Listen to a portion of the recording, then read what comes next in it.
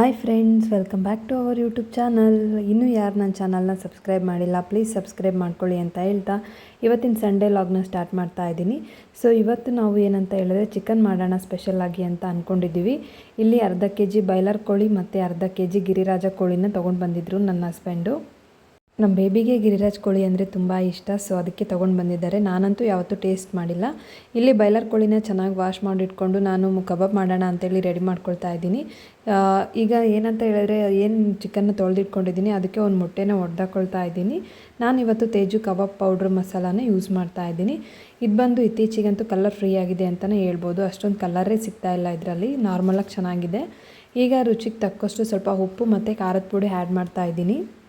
ನಂಗೆ ಅದರಲ್ಲೇ ಏನು ಟೇಸ್ಟ್ ಇರುತ್ತೆ ಅಷ್ಟು ಉಪ್ಪು ಖಾರ ಸಾಕಾಗಲ್ಲ. ಸೊ ಅದಕ್ಕೋಸ್ಕರ ಒಂದು ಮೊಟ್ಟೆ ಮತ್ತು ಸ್ವಲ್ಪ ಸಾಲ್ಟ್ ಮತ್ತು ಸ್ವಲ್ಪ ಪೆಪ್ಪರ್ ಮತ್ತು ಚಿಲ್ಲಿ ಪೌಡರ್ನ ಹಾಕ್ಕೊಂಡು ಈಗ ಸ್ವಲ್ಪ ಕೊತ್ತಂಬರಿ ಸೊಪ್ಪನ್ನ ಕಟ್ ಮಾಡಿ ಹಾಕ್ಕೊಳ್ತಾ ಇದ್ದೀನಿ. ತುಂಬ ಚೆನ್ನಾಗಿರುತ್ತೆ.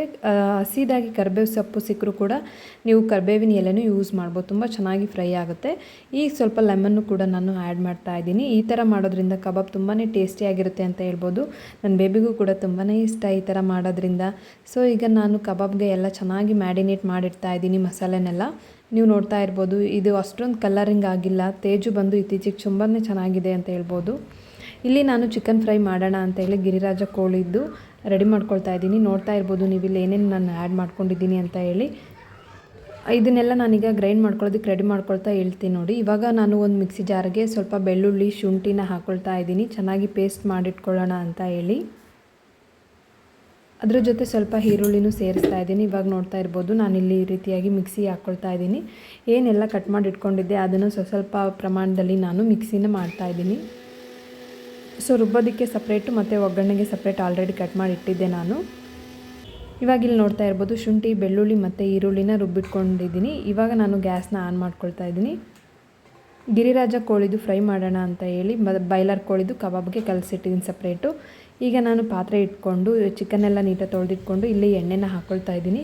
ಎಣ್ಣೆ ಏನು ಈ ರೀತಿ ಆಗಿದೆ ಅಂತೇಳಿ ನೋಡಬೇಡಿ, ಕಬಾಬ್ ಮಾಡಿರೋ ಎಣ್ಣೆನೇ ನಾನು ಇಲ್ಲಿ ಯೂಸ್ ಮಾಡ್ತಾ ಇದ್ದೀನಿ. ಸೊ ಅದಕ್ಕೋಸ್ಕರ ಈ ಕಲರ್ ಆಗಿದೆ. ಈ ಕಡೆ ಒಗ್ಗರಣೆಗೆ ಟೊಮೆಟೊ, ಈರುಳ್ಳಿ, ಹಸಿಮೆಣ್ಸಿನ್ಕಾಯಿ, ಪುದೀನ ಎಲ್ಲ ಹೆಚ್ಚಿಟ್ಕೊಂಡಿದ್ದೀನಿ. ಇವಾಗ ಎಣ್ಣೆ ಕಾದ ನಂತರ ಅದಕ್ಕೆ ನಾನು ಮಸಾಲೆ ಐಟಮ್ಸ್ ಆಗಿರೋ ಚಕ್ಕೆ, ಲವಂಗ, ಒಂದು ಏಲಕ್ಕಿ, ಪಲಾವ್ ಎಲೆ, ಮರಾಠಿ ಮೊಗ್ಗು, ಅದೇ ರೀತಿ ಸ್ವಲ್ಪ ಕರಿಬೇವಿನ ಎಲೆನ ಇಲ್ಲಿ ಸೇರಿಸ್ಕೊಳ್ತಾ ಇದ್ದೀನಿ. ಸ್ವಲ್ಪ ಹಸಿಮೆಣ್ಸಿನ್ಕಾಯಿ ಸೇರಿಸ್ಕೊಂಡು ಈಗ ಚೆನ್ನಾಗಿ ಫ್ರೈ ಮಾಡ್ಕೋಬೇಕು. ಅದೇ ರೀತಿ ಒಂದು ಈರುಳ್ಳಿ ಅಥವಾ ಅರ್ಧ ಈರುಳ್ಳಿ ಸಾಕು, ನೀವು ಚಿಕನ್ ಮೇಲೆ ನೋಡ್ಕೊಂಡು ಹಾಕ್ಕೊಳ್ಳಿ. ನಾನಿಲ್ಲಿ ಒಂದು ಅರ್ಧ ಈರುಳ್ಳಿನ ಕಟ್ ಮಾಡಿ ಹಾಕ್ಕೊಂಡಿದ್ದೀನಿ. ಈಗ ಚೆನ್ನಾಗಿ ವಾಶ್ ಮಾಡಿ ಇಟ್ಕೊಂಡಿರೋ ಗಿರಿರಾಜ ಕೋಳಿ ಚಿಕನ್ನ ನಾನು ಇದಕ್ಕೆ ಆ್ಯಡ್ ಮಾಡ್ತಾ ಇದ್ದೀನಿ. ನಾನು ಇದೇ ಫಸ್ಟ್ ಟೈಮ್ ಇದು ಗಿರಿರಾಜ ಕೋಳಿ ಚಿಕನ್ನ ನಾನು ಕುಕ್ ಮಾಡ್ತಿರೋದಾಗಲಿ, ಅದೇ ರೀತಿ ಟೇಸ್ಟು ಕೂಡ ನಾನು ಯಾವತ್ತೂ ಮಾಡಿಲ್ಲ. ಟೇಸ್ಟ್ ಮಾಡೋದಕ್ಕೂ ಕೂಡ ವೆಯ್ಟ್ ಮಾಡ್ತಾ ಇದ್ದೀನಿ. ನಮ್ಮ ಮನೆಯವರು ಹೇಳ್ತಾಯಿದ್ರು ಇದು ತುಂಬ ಹಾರ್ಡ್ ಅಂತ. ಸೊ ನೋಡೋಣ ಯಾವ ರೀತಿ ಆಗುತ್ತೆ ಅಂತ ಹೇಳಿ. ಚಿಕನ್ ಸ್ವಲ್ಪ ಎಣ್ಣೆಲಿ ಫ್ರೈ ಆಗ್ತಿದೆ ಅನ್ನುವಾಗ ಸ್ವಲ್ಪ ಅರಿಶಿನ ಮತ್ತು ಉಪ್ಪನ್ನ ಸೇರಿಸಿ ಈಗ ಚೆನ್ನಾಗಿ ಮಾಗಿಸ್ಕೊತಾ ಇದ್ದೀನಿ ಎಣ್ಣೆಲೇ. ಈ ರೀತಿ ಮಾಡೋದ್ರಿಂದ ಸ್ವಲ್ಪ ಹೊತ್ತು ಚಿಕನ್ ಸ್ಮೆಲ್ಲೆಲ್ಲ ಹೋಗ್ಬೇಕು, ಅದು ಅಷ್ಟು ನಾವು ಫ್ರೈ ಮಾಡಬೇಕು. ಯಾಕಂದರೆ ಹಸಿ ಚಿಕನ್ ವಾಸನೆ ಏನಿರುತ್ತೆ ಅದು ಕಂಪ್ಲೀಟಾಗಿ ಹೋದ್ರೆ ಚಿಕನ್ ಚೆನ್ನಾಗಿ. ಈಗ ಈ ಕಡೆ ಮಿಕ್ಸಿ ಜಾರ್ಗೆ ಹೆಚ್ಚಿಟ್ಕೊಂಡಿರೋ ಕೊತ್ತಂಬರಿ ಮತ್ತು ಪುದೀನನ ನಾನು ಮಿಕ್ಸಿಗೆ ಹಾಕ್ತಾಯಿದ್ದೀನಿ. ಅದ್ರ ಜೊತೆ ಒಂದೆರಡು ಹಸಿಮೆಣ್ಸಿನ್ಕಾಯಿನೂ ಕೂಡ ಸೇರಿಸ್ಕೊಂಡು ರುಬ್ಕೊಳ್ತಾ ಇದ್ದೀನಿ. ಗ್ರೇವಿಗಿದೆ ಟೇಸ್ಟ್ ಅಂತಲೇ ಹೇಳ್ಬೋದು. ಮೇನ್ ಕೊತ್ತಂಬರಿ ಮತ್ತು ಪುದೀನ ಇತ್ತು ಅಂದರೆ ತುಂಬಾ ಚೆನ್ನಾಗಿರುತ್ತೆ.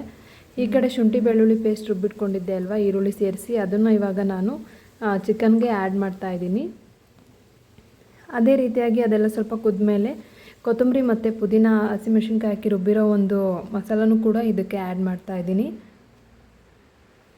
ಇವಾಗ ಟೊಮೊಟೊನೂ ಕೂಡ ಮಿಕ್ಸಿಗೆ ಹಾಕ್ಕೊಳ್ತಾ ಇದ್ದೀನಿ. ಟೊಮೊಟೊ ಮತ್ತು ಒಂದು ಸ್ವಲ್ಪ ಕಾಯಿ ಚೂರನ್ನು ಕೂಡ ನಾನು ಎತ್ತಿಟ್ಕೊಂಡಿದ್ದೆ.